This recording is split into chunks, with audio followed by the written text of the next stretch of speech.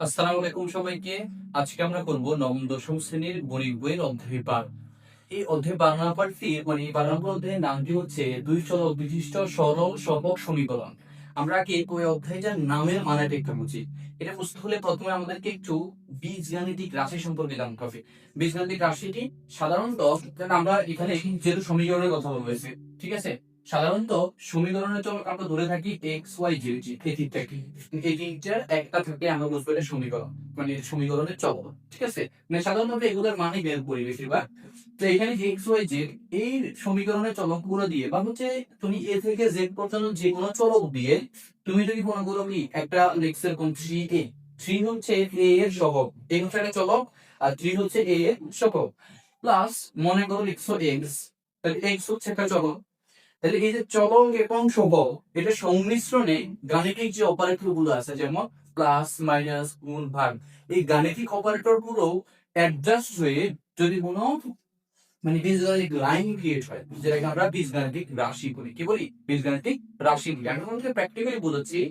তারপর হচ্ছে এই যে বীজগাণিতিক রাশিগুলোকে আমরা যখন বীজগাণিতিক রাশিগুলোকে দুইটা বীজগাণিতিক রাশি, মনে করো দুইটা বীজগাণিতিক রাশি আমরা এরকম করে লিখলাম, three Y plus five Z লিখলাম। এই যে দুইটা বীজগাণিতিক রাশির মাঝখানে যখন ইকুয়াল থাকবে, দুইটা বীজগাণিতিক রাশির মাঝখানে যখন কি থাকবে? ইকুয়াল থাকবে। ইকুয়াল দিয়ে যখন আমরা বীজগাণিতিক রাশিগুলোকে লিখবো তখন সেটা হবে সমীকরণ। কি হবে? সমীকরণ। বুঝাইতে পারছি কথাটা তোমাদেরকে? তাহলে এতক্ষণ আশা করি তুমি এটা বুঝছো যে দুইটা বীজগাণিতিক রাশিকে যখন আমরা ইকুয়াল সাইন দিয়ে লিখবো মাঝখানে, তখন তারা হবে কি? এই যে সমীকরণ হবে। কি হবে? সমীকরণ হবে। এখন এখানে বলছে সরল সহ সমীকরণ। সরল সহ সমীকরণ। সহ মানে হচ্ছে সহপাঠী, অর্থাৎ তার সাথে আরেকজন থাকবে। যখন যেমন আমরা মনে করি এখানে যে ইয়েগুলো পাবো, মানে সমীকরণ গুলো পাবো এক্স ওয়াই জেড চলকে, আবার বলছে দুই চলক, অর্থাৎ এখানে এই তিনটা চলকের মধ্যে যে কোনো দুইটা চলক সমীকরণে থাকবে। এখন আমরা মনে করো একটা লিখলাম X plus Y equals to মনে করো থ্রি, এই একটা সমীকরণ আমরা লিখলাম, ঠিক আছে। এখানে চলক আছে দুইটা, এই যে এক্স এবং ওয়াই। এখানে মনে করো এক্স এবং ওয়াই ছাড়া বাকি সব সহগ হবে। যেমন আমি যদি এখানে এক্স এর সাথে যদি থ্রি এ দিই, অর্থাৎ থ্রি এ এক্স, ঠিক আছে, তাহলে এখানে থ্রি এটা হচ্ছে এক্স এর সহগ, মানে এক্স ওয়াই ছাড়া বাকি সব কি হবে? সহগ হবে। এটা একটু মাথায় রাখবা যে যেখানে আমরা এক্স ওয়াই কে চলক ধরবো সেখানে এক্স ওয়াই ছাড়া বাকি সব হচ্ছে কি? সহগ। তাহলে এখন এই যে দুইটাকে আমরা এই দুই চলক বিশিষ্ট একটি সমীকরণ লিখছি। এখন এই একটা সমীকরণ বলতেছে না তুমি একা কাজ করতে পারবো না, আমাকে আরো একজন সহপাঠী দিতে হবে, তাকে নিয়ে আমি একসাথে কাজ করবো। ঠিক তখনই এটার নাম পেয়ে যায় সরল সহগ সমীকরণ। তাহলে এখানে আমরা আরো একটা সমীকরণ লিখতে হবে, যেমন মনে করো আমরা লিখলাম two X minus four Y equals to মনে করো সিক্স। এই যে two X minus four Y equals to six, এই দুইটা সমীকরণ নিয়ে পুরো একটা সরল সহগ সমীকরণ তৈরি হয়। এখন এই পুরো অধ্যায়ে বা এই পুরো 12তম অধ্যায়ে আমরা এই দুই চলক বিশিষ্ট সমীকরণ মানে সরল সহগ সমীকরণ নিয়ে আমরা কাজ করব। তো দুইটা চলক থাকবে, আর কি থাকবে? দুইটা দুইটা মনে করো চলক থাকবে, দুইটা সমীকরণ থাকবে। বুঝাতে পারছি তোমাদেরকে? এরপরে এই 12.1 আমি আজকে আমরা 12.1টা সলভ করবো। 12.1 হচ্ছে এই দুই চলক বিশিষ্ট সরল সহগ সমীকরণ যে তোমাকে দিবে, এই দুটাকে আমরা একসাথে করবো সমীকরণ জোট। কি বলবো? সমীকরণ জোট। এই সমীকরণ জোট দুই যখন কাজ করতে দেবে, প্রথমে একই হবে এদের প্রকৃতি নির্ণয় করা। কি নির্ণয় করা? প্রকৃতি নির্ণয় করা বা বৈশিষ্ট্য বের করা। 12.1 আমরা কাজ করবো কি?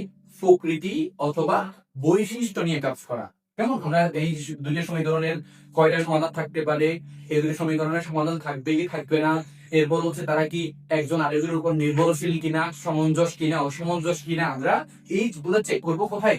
12.1। ঠিক আছে। এরপরে 12.2 হচ্ছে মিক্রোকার সমাধান, অর্থাৎ সমীকরণ যেটা সমাধান করবো, অর্থাৎ এই যে এক্স এবং ওয়াই দুটো সমীকরণ আছে, এই দুটো চলক আছে না এখানে, এই দুটো সমীকরণে এই দুটো চলকের মান বের করা, মানে এটা সমাধান বের করে আমরা শিখবো 12.2 এবং 12.3। এটা টোটাল চারটা মানে আছে, হচ্ছে সমীকরণ চলক গুলা সমাধান পদ্ধতি টোটাল চারটা। ঠিক আছে, আমি পুরো আরো সমাধান থাকতে আরো পদ্ধতি থাকতে পারে, তবে তোমাদের এই বইতে চারটা পদ্ধতি আছে: প্রতিস্থাপন, অপনয়ন এবং আর গুণন, আর হচ্ছে লেখচিত্রের সাহায্যে সমাধান। 12.2 এবং 12.3 এই দুইটা পার্টে আমরা কি করবো, কি শিখবো, সমাধান শিখবো, অর্থাৎ সমীকরণগুলো সমাধান করে এক্স এর কম ওয়াই এর মান বের করা শিখবো। তারপর হচ্ছে 12.4 হচ্ছে আমরা বাস্তব জীবনে, সেখানে হচ্ছে কি বাস্তব, অর্থাৎ বাস্তব জীবনে মেইন যে প্রয়োগকৃত যে সরল সমীকরণ দিয়ে, মানে বাস্তব জীবনে প্রয়োগকৃত যে কোনো কাজ, অর্থাৎ বাস্তব জীবনে যে কোনো কি গাণিতিক সমস্যা তুমি এই দুই চলক বিশিষ্ট সরল সমীকরণ ব্যবহার করে তারপর সমাধান করতে পারবা। ঠিক আছে, আশা করি তোমরা এটা বুঝছো। আমরা এখন কি করবো, একে প্রথম হচ্ছে 12.1 যে হচ্ছে কি আছে ওই যে প্রকৃতি বের করা, যে সমীকরণের প্রকৃতি বের করা, এই জিনিসটা আমরা এখন শিখবো। ঠিক আছে, তো প্রথম হচ্ছে আমরা এটা একটু মুছে নিব। এইভাবে লেখা খুব বড় একটা নিচে এগুলো সব আমরা মুছে ফেলবো। আচ্ছা, প্রথম হচ্ছে আমরা একটু জেনে নিতে হবে যে আমরা আসলে এই 12.1 প্রকৃতি গুলো আমরা কেমনে বের করবো। অর্থাৎ এখানে প্রশ্নগুলো তোমাকে হবে প্রকৃতি দিবে, বললে প্রকৃতি নির্ণয় করো, হয় কথা বলবে, আর না হলে বলবে সমীকরণ জোট সমঞ্জস কিনা, অসমঞ্জস কিনা, পরস্পর নির্ভরশীল কিনা, কয়টি সমাধান থাকতে পারে, মানে বিভিন্ন রকম ভাবে তোমাকে প্রশ্ন করতে পারে। কেন, এটার জন্য একটা ফার্স্ট টাইম হচ্ছে তোমাকে জানতে হবে, প্রথমে আমরা মনে করবো যে দুইটা সমীকরণ, তো আমি বলছিলাম যে এক্স এবং ওয়াই এর বাক্য সহ কি সহজ। যেমন প্রথম সমীকরণ আমি ধরলাম এক্স ওয়াই ইকুয়াল হচ্ছে তাই, মনে করো একটা সংখ্যা থাকবে, ঠিক আছে, এটাকে আমি ইকুয়াল বলছি, মানে দেখো এক্স এবং ওয়াই এর যে চলক দুইটা থাকবে বা যে দুইটা পদ থাকবে, ওই দুইটা পদ ছাড়া বাকি সব হবে ধ্রুবপদ। কি হবে, ধ্রুবপদ। যেমন এখানে দেখো এক্স এর পদ একটা, ওয়াই এর পদ একটা, দুইটা, এই দুইটা পদ ছাড়া বাকি সব কি থাকবে, ধ্রুবপদ থাকবে। তাহলে এখানে হবে মনে করো দিলাম ডি ওয়ান এক্স, এটা হচ্ছে ডি ওয়ান ওয়াই, এটা হবে সি ওয়ান, তো ধ্রুবক কাটি সি ওয়ান গ্রুপ, সবগুলো কিন্তু এক পাশ থাকতে হবে। অর্থাৎ তুমি যদি বি ওয়ান মানে ওয়াই কে যদি বাম পাশে রাখো, ওয়াই কে বাম পাশে রাখতে হবে। ধ্রুবককে তুমি যদি বাম পাশে রাখো, তো দুইটাই বাম পাশে রাখতে হবে, সমীকরণ তো দুইটা। আরেকটা হলো আমরা এ টু এক্স, আর এটা হলো বি টু ওয়াই ইকুয়ালস হচ্ছে সি। এখন তুমি যদি মনে করো এটাকে এই যে সি ওয়ান যদি বাম পাশে রাখো, তাহলে সি টু বাম পাশে লিখতে হবে। সি ওয়ান ডান পাশে রাখছি, সি টু কোথায় রাখছি, বাম পাশে, মানে ডান পাশে রাখছি, মানে দুইটা এক পাশে রাখছি। তারপরে এখানেও ওয়াই দুটো কোথায় আছে, বাম পাশে আছে, এখানে এক্স এর দুটো কোথায় আছে, বাম পাশে আছে। এখন এই দুটো সমীকরণ হচ্ছে আমরা এখানে সমীকরণ যোগ, এটা কি সমীকরণ যোগ। এই সমীকরণ যোগে, এই সমীকরণ যোগে তোমার হচ্ছে এটা প্রথম সমীকরণ, আর প্রথম সমীকরণের এক্স এর যে সহগটা সেটাকে আমরা ইয়ন করলাম, ওয়াই এর যে সহগটা তাকে আমরা বি ওয়ান করলাম, তারপরে ধ্রুবপদ সি ওয়ান, এখানে এক্স এর সহগ হচ্ছে এই দুই নম্বর সমীকরণ, এটা হচ্ছে কি বি টু, এটা হচ্ছে সি টু ধ্রুবপদ। কেমন, এই জিনিসগুলো তুমি আশা করি ভালো করে বুঝছো। যেমন এই প্রকৃতি বের করতে তোমাকে কয়েকটা ধাপে কাজ করতে হবে। যেমন প্রথমে তোমাকে কি করতে হবে, এক্স এর সহগ দ্বয়ের অনুপাত, এক্স এর সহগ দ্বয়ের অনুপাত, এটা তোমাকে একটু করতে হবে। এক্স এর সহগ দ্বয়ের অনুপাত সমান হচ্ছে এই যে এখানে এক্স এর সহগ কি এ ওয়ান, আর এখানে কত এ টু, তাহলে এ ওয়ান ডিভাইড হচ্ছে এ টু, এটা হচ্ছে কি সহগ দ্বয়ের অনুপাত। এটা তোমাকে একটু বের করবে হবে। ঠিক আছে, প্রত্যেকটা মানে 12.1 যে প্রকৃতি নির্ণয় যে প্রত্যেকটা অঙ্ক তোমাকে দিবে, যত অঙ্কই দিবে তোমাকে সবগুলোর মধ্যে তোমাকে আগে এক্স এর সহগ দ্বয়ের অনুপাত করে নিতে হবে। তারপর হবে কি ওয়াই এর সহগ দ্বয়ের অনুপাত সমান B one by B two. কেমন, ওয়াই এর সহগ দ্বয়ের অনুপাত হচ্ছে B one by B two. তারপর হচ্ছে ধ্রুবপদের অনুপাত, ধ্রুবপদের অনুপাত সমান হচ্ছে C one by C two. এটা ধ্রুবপদ হচ্ছে C one by C two. কেমন, আশা করি এখন তোমরা বুঝছো। এখন এখানে এই তিনটা কি দিয়ে, অনুপাত দিয়ে আমরা তিনটা সম্পর্ক তৈরি করবো। অর্থাৎ এখানে টোটালি তোমার তিন যে দুই চল বিশিষ্ট সরল সহজ সমীকরণের প্রকৃতিটা তিন রকমের হয়ে থাকবে। এখন আমরা ওই তিন রকমের পদ্ধতিটা এখানে লিখবো। প্রথমে হচ্ছে যদি, দেখো যদি প্রথম অনুপাত, দ্বিতীয় অনুপাত, তৃতীয় অনুপাত, মানে তিনটা অনুপাতের মান, হ্যাঁ কোনো মান নাই, এখানে আমরা জাস্ট হচ্ছে লিখে দেখাইছি, মানে পদ্ধতিতে কিভাবে হবে লিখে দেখাইছি। যদি তিনটা অনুপাতে কি হয় সমান হয়, অর্থাৎ A one by A two equals to B one by B two equals to হচ্ছে C one by C two, যদি এরকম তিনটা অনুপাতে কি হয় সমান হয়, তখন আমরা কি করবো, এখানে আমরা লিখবো, মানে এটার জন্য আমরা লিখবো কি সমীকরণ যখন হচ্ছে কি সমঞ্জস, আমরা তখন লিখবো কি সমঞ্জস, আর পরস্পর নির্ভরশীল। একটু ভালো করে লিখো, এটা একটু ভালো করে দেখো, নির্ভরশীল এবং অসংখ্য সমাধান আছে, এবং কি অসংখ্য সমাধান আছে, সমাধান। ঠিক আছে, তাহলে একটু ভালো করে দেখো এটি যখন তিনটি অনুপাতই কি হবে সমান হবে তখন উপর সামঞ্জস মানে সমীকরণ জোট কি হবে সামঞ্জস পরস্পর নির্ভরশীল এবং অসংখ্য সমাধান আছে। তারপর যদি মনে করে এরকম হয় A1 A2 মানে প্রথম দুইটা অনুপাত সমান হয়েছে, প্রথম দুইটা অনুপাত কি হয়েছে সমান হয়েছে, মানে প্রথম দুইটা অনুপাত সমান হয়েছে কিন্তু 3 নাম্বারটা দুইটার সাথে মিলতেছে না, 3 নাম্বারতে C1 বাই C2 সেটা মিলতেছে না। যদি এরকম হয় ঠিক আছে তখন হবে অসামঞ্জস, অসামঞ্জস পরস্পর অনির্ভরশীল, পরস্পর অনির্ভরশীল তারপরে এবং কোনো সমাধান নেই, কোনো সমাধান নেই। কেমন? এরপরে যদি এরকম হয় যে প্রথম দুইটা হচ্ছে অসমান, প্রথম দুইটা কি বলছে অসমান হচ্ছে, যদি এরকম হয় ঠিক আছে তখন তুমি কি করবা, আবার বলতেছি প্রথম দুইটা যদি অসমান হবে প্রথম দুইটা মিলেন তাহলে তুই 3 নাম্বারটা খুঁজে যাওয়ারই দরকার নেই, 3 নাম্বার তুমি করারই দরকার নেই, 3 নাম্বারটা দেখার দরকার নেই, করার দরকার নেই। তখন তুমি কি লিখবা সামঞ্জস পরস্পর অনির্ভরশীল, সামঞ্জস পরস্পর অনির্ভরশীল এবং একটি মাত্র সমাধান আছে, একটি মাত্র সমাধান আছে। তাহলে প্রথম দুটো যদি অসমান হয় তাহলে তোমাকে এই লাইনটি এভাবে লিখতে হবে, এই দিকে এভাবে ভাবতে হবে আর কি। আমরা অঙ্ক করবো উদাহরণ তো উদাহরণ করে তারপরে দেখাবো সামঞ্জস পরস্পর অনির্ভরশীল এবং একটি মাত্র সমাধান আছে। তাহলে আশা করি এ পর্যন্ত তোমরা বলছো, এটা ভালো করে অবশ্যই লিখে দিবা, লিখে এটা একটু মুখস্থ করে দিবা, তারপর অঙ্ক উদাহরণ দরকার। এরপরে এটাকে আমরা পরের পাঠ করবো আমরা। হ্যাঁ আমরা হচ্ছে এরপরে এটা মুছে দিব, আমরা হচ্ছে এখন উদাহরণ এইগুলো দিয়ে হচ্ছে উদাহরণ দেবো।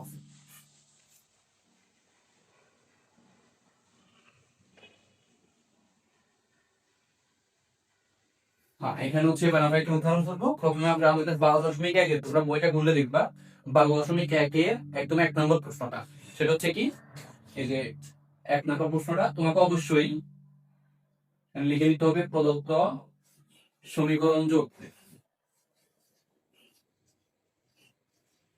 সমীকরণ যোগ এটা প্রত্যেকটা আমাকে সময় লিখে দিতে হবে ঠিক আছে। লিখে 1 নম্বর প্রশ্নের একদম সমীকরণটা, দুটো সমীকরণ আছে x - y হচ্ছে 4 আর x + y হচ্ছে 10, এই দুই সমীকরণ দেওয়া আছে, তুমি দুটোকে ব্র্যাকেট দিয়ে দিবা, কেমন দুটোকে তুমি কি দিয়ে দিবা ব্র্যাকেট দিয়ে দিবা। এরপর হচ্ছে এখানে তুমি লিখবে হচ্ছে প্রথমে x এর সহগদ্বয়ের অনুপাত, তুমি এই কাজটা করে ফেলবা, x এর সহগদ্বয়ের অনুপাত সমান হচ্ছে এই যে দেখো x এর সাথে এখানে কত আছে 1 আছে, এখানে কত আছে 1 আছে, দুই জায়গায় কি 1 1 আছে, তাহলে উপরে 1 নিচেও কি 1 আছে, তাহলে ইকুয়ালস টু ক্যালকুলেট করলে কত হবে 1 হবে ঠিক আছে।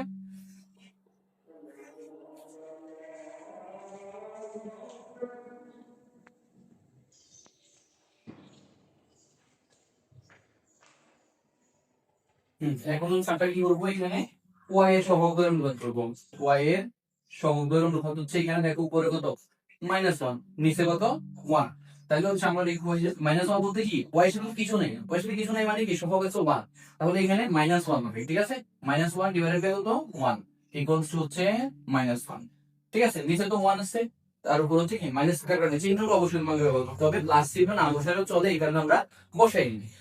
এখন দেখো আমি বলছিলাম কি মনে আছে প্রথম দুইটা যদি সমান না হয়, প্রথম দুইটা যদি কি না হয় সমান না হয় তাহলে 3 নাম্বার তুমি লেখা দোষ হবে, তাহলে এখানে প্রথম দুইটা সমান হয়নি, একটা 1 হয়েছে একটা কত -1 হয়েছে, তাহলে তুমি এখন লিখবে কি আমরা পাই, মানে লিখবা আমরা পাই, আমরা পাই। তাহলে এই আমরা পাই লিখে প্রথম অংশটা, পরের অংশটা তো আমরা সমাধান করছি কেন মিলে নাকি মিলবে না, মিলবে নাকি মিলবে না এটা হচ্ছে আমরা করার জন্য হচ্ছে পরের অংশটা করছি। তুমি লিখবে প্রথম অংশটা এখানে কত 1/1 লিখবে 1/1 ইজ নট ইকুয়াল -1/1, মানে দুটো মিলে নেয় এটা আমরা পাই দেখুন ঠিক আছে। দুটো মিলে নেয় তাহলে কোনটার সাথে করতে একটু শেষ যেটা লিখছিলাম অসামঞ্জস, মানে সমীকরণ যোগ অসামঞ্জস, সরি সমীকরণ যোগ হচ্ছে সামঞ্জস পরস্পর অনির্ভরশীল এবং একটি মাত্র সমাধান আছে। তাহলে আমরা এখন লিখবো সুতরাং এই লাইনটা সবসময় লিখতে হবে, সুতরাং সমীকরণ জোড়, সমীকরণ জোড় সমঞ্জস,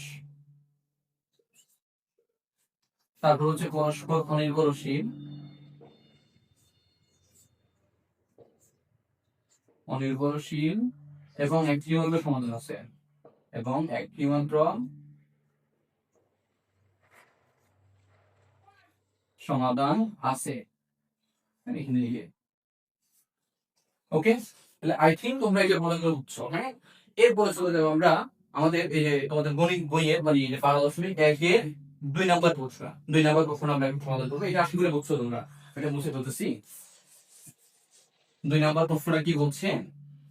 2 নাম্বার প্রশ্নটা এরকম করে যে সমীকরণ জোট লিখে 2 নাম্বার প্রশ্নটা উঠে নিতে হবে। 2 নাম্বার প্রশ্ন বলছে কি 2x + y = 3, 2x + y = 3, তারপর বলছে 4x + 2y = 6। এটাও আমরা সেকেন্ড ব্র্যাকেট দিয়ে এখানে ইয়ে করবো, কেমন? তারপর হচ্ছে আমরা কি করবো, প্রথমে x এর সহগ দ্বয়ের অনুপাত, x এর সহগ দ্বয়ের অনুপাত এটা করবো। x এখানে কত 2, কেমন 2, আর এখানে কত 4, তাহলে 2/4 কাটাকাটি করলে হবে এর 2 কে 2 আর নিচে হচ্ছে 1, তাহলে এটা কাটাকাটি করার দরকার নাই, আমি জাস্ট বুঝাইলাম আপনাদেরকে। তাহলে হচ্ছে 1/2 কি হবে 1/2। ওকে, তারপর হচ্ছে y এর সহগ দ্বয়ের অনুপাত, তো y এখানে কত আছে 1, নিচে কত আছে 2, তাহলে হবে কি 1/2। না ক্যালকুলেট করা যাবে না, তাহলে প্রথম দুটো নিয়েছে, যদি প্রথম দুটো মিলে তাহলে আমরা 3 নাম্বারটা করবো। তাহলে এবার এটা বলবো আমরা ধ্রুবক বা ধ্রুবক, ধ্রুবক দ্বয়ের অনুপাত সমান হচ্ছে 3/6, 3/6, উপরে 3 কে 3, কিছু 3 গুণন 6, তাহলে হবে 1/2। তাহলে তিনোটাই নিয়েছে, তাহলে তিনোটা কিন্তু আমাদের মানে আমরা এবার লিখবো কি যে আমরা পাই,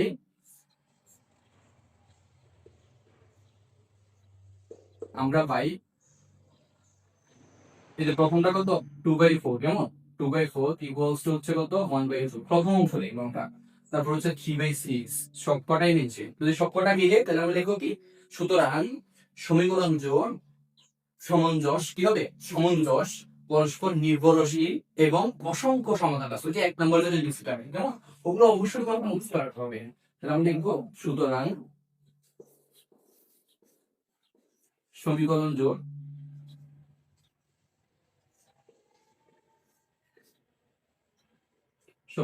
হচ্ছে কি সমঞ্জস,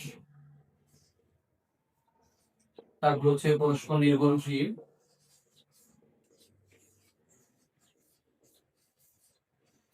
এবং অসংখ্য সমাধান আছে, অসংখ্য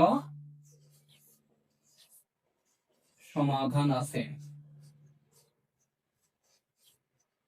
ঠিক আছে, আশা করি এটা বুঝছো, কেন? এরপর আমরা আজকে মানে 3টা করে দেবো ওদেরকে, বাকিগুলো তোমরা করবো। টোটাল 10টা অঙ্ক আছে, 10টার মধ্যে আমি 3টা করে দিব, বাকিটা একই রকম একই ডাইরেক্ট তোমরা এগুলা করে দিবে, কেমন? এরপর আমি আজকে লাস্ট যে অঙ্কটা আছে, লাস্ট অঙ্কটা করবো। প্রথমে এটা মুছে দিই, সমীকরণ জোড় পদার্থ সমীকরণ জোড় থাকবে এখানে, সব অঙ্কের সময় দিয়ে হবে, ঠিক আছে? তো এটা হচ্ছে কত 6 নাম্বার প্রশ্ন, তোমাদের 12.1 এর 6 নাম্বার প্রশ্ন। 6 নাম্বার প্রশ্ন বলছে কি 5x - 2y, 5x - 2y -16 = 0, এটা দেওয়া আছে। এরপরে কত আছে 3x - 6/5y = 2, এটা দেওয়া আছে, কেমন? এখন এখানে একটু ভালো করে বুঝো, এখানে মনে করো এই যে দুইটা প্রশ্নের মধ্যে কিন্তু কি এদের ধ্রুবপদ কিন্তু একটা এই পাশে আরেকটা কি, মানে একটা বাম পাশে একটা ডান পাশে, তোমাকে দুইটাই এক পাশে নিতে হবে। এই জন্য অথবা দিয়ে তুমি হচ্ছে পরের লাইনে আবার লিখবে 5x - 2y হচ্ছে 16, তারপর হচ্ছে 3x - 6/5y এই যে -16 এর পাশে +16 হয়ে গেছে, আর 2 এর পাশে আছে, রেখে আমরা ফার্স্ট সেকেন্ড ব্র্যাকেট দিয়ে লিখবো, কেমন? এরপর প্রথমে লিখবো কি x এর সহগ দ্বয়ের অনুপাত, সহগ দ্বয়ের অনুপাত, সমান হচ্ছে 5/3, কোনো ক্যালকুলেট করা যাবে না। তারপর হচ্ছে y এর সহগ দ্বয়ের অনুপাত, -2 হচ্ছে উপরে, নিচে হচ্ছে -6/5। আমরা জানি দুইটা ভগ্নাংশ ভাগবস্তু থাকে না, মানে ভাগ করা যাবে না, তাদেরকে আমরা মাইনাস মাইনাস কাটার গুণবস্থায় লিখতে হবে, অর্থাৎ এই যে 5 যাবে উপরে, 6 যাবে নিচে, কাটাকাটি করলে হবে 3 ইকুয়ালস টু হচ্ছে কত 5/3। তাহলে প্রথম দুটো মিলিয়ে আমরা 3 নাম্বারটাতে যাবো। 3 নাম্বারটা হচ্ছে কি ধ্রুবক, তাহলে ধ্রুবকদের অনুপাত, ধ্রুবক দ্বয়ের অনুপাত হচ্ছে কত 16/2। 16/2 কত 8। সেটা দেখতে দিলেন, এখন আমরা লিখব কি, আমরা পাই হচ্ছে কি এই যে প্রথম অংশ 5/3 is not equal -2/, -6/5, সরি এটা মিলছে, কেমন এটা সমান হবে, আর এটা হবে is not equal 16/2। তাহলে দেখো প্রথম দুটো মিলছে কিন্তু লাস্ট এটা মিলে যায়, এটা হলে কি হবে, সুতরাং প্রথমে সুতরাং হবে সমীকরণ যোগ, লিখবো সমীকরণ যোগ, এটা অসমঞ্জস পরস্পর অনির্ভরশীল এবং কোন সমাধান দুই, পরস্পর অনির্ভরশীল এবং কোন সমাধান নেই, সমাধান নেই। ওকে, 3 ক্যাটাগরি, 3 অঙ্ক আমরা করলাম। আশা করি তোমরা 3টা অঙ্ক ভালো করে বুঝছো। এখন তোমরা হচ্ছে বাকি যে 10টা অঙ্ক আছে 12.1 সেগুলো প্র্যাকটিস করবা। আজকের এই ক্লাসটি এই পর্যন্তই। বেশি লম্বা করলে কিন্তু তোমাদের কাছে বিরক্ত লাগবে। আমরা টোটাল 4টা পার্ট, এই অর্থে আমরা হচ্ছে 12.2টা এরপরের পার্টে করবো, 12.3টা এরপরের পার্টে করবো, এরপরের পার্ট হচ্ছে 12.4 করবো। মানে পার্টে করবো যেন তোমাদের বুঝতে সুবিধা হয়, বিরক্ত যেন না লাগে। তো তোমরা অবশ্যই এই অঙ্কগুলো বেশি বেশি করে প্র্যাকটিস করবা। আর আমার চ্যানেলে যদি তুমি নতুন হয়ে থাকো সাবস্ক্রাইব করবা, তোমার বন্ধুদের মাঝে ভিডিওটা শেয়ার করে দিবা। ভালো থাকবে সবাই, আসসালামু আলাইকুম।